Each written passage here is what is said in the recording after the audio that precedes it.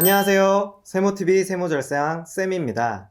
오늘은 원천세의 신고 기간과 그 방법에 대해서 이야기 나눠보도록 하겠습니다. 오늘도 어김없이 세모장부, 세모주치 두 분을 모셨습니다. 인사 부탁드립니다.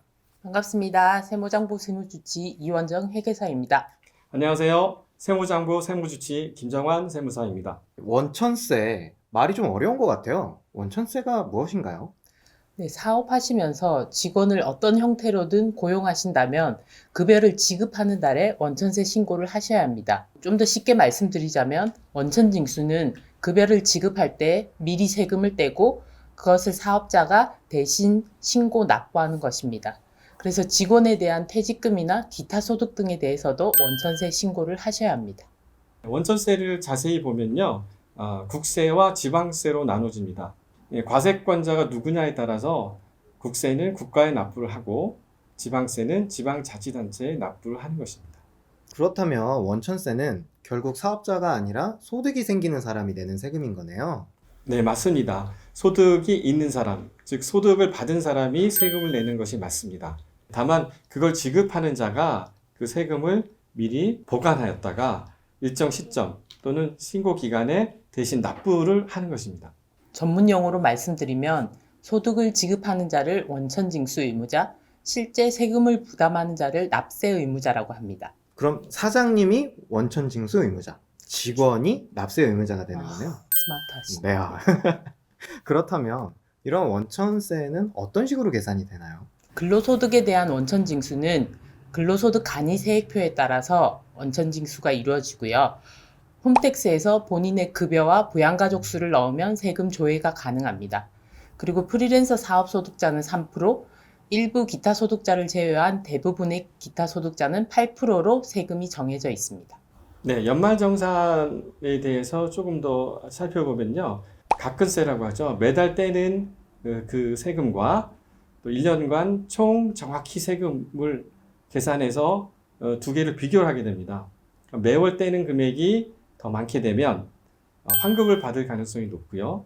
매월 떼는 금액이 적으면 오히려 세금을 낼 수도 있습니다. 그렇다면 이런 원천세는 어떻게 신고하고 납부를 하면 좋을까요?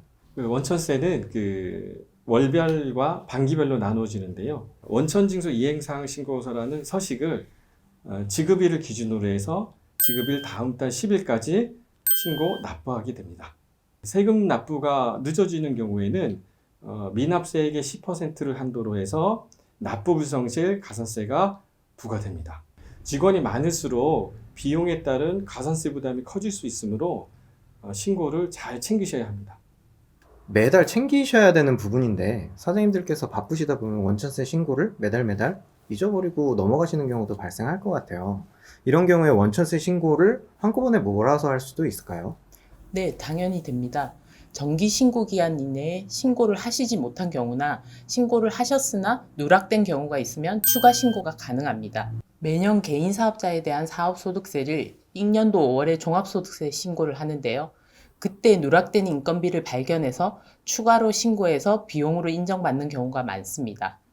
이럴 때 가산세를 내야 되는 불이익이 있기는 한데요. 실제로 지급한 인건비를 신고하지 못하셔서 비용을 인정받지 못하고 소득세를 많이 내는 경우보다 가산세가 적다면 당연히 수정신고를 하시는 게 좋죠.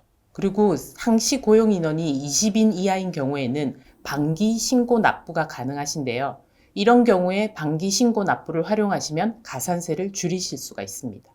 고용한 직원의 유형에 따라서도 신고가 다 다르게 들어가겠네요. 이 부분에 대해서도 좀 설명 부탁드리겠습니다. 직원 관련 세금은 앞서 말씀드린 것처럼 정직원, 아르바이트, 프리랜서 등 근무 형태에 따라서 달라집니다.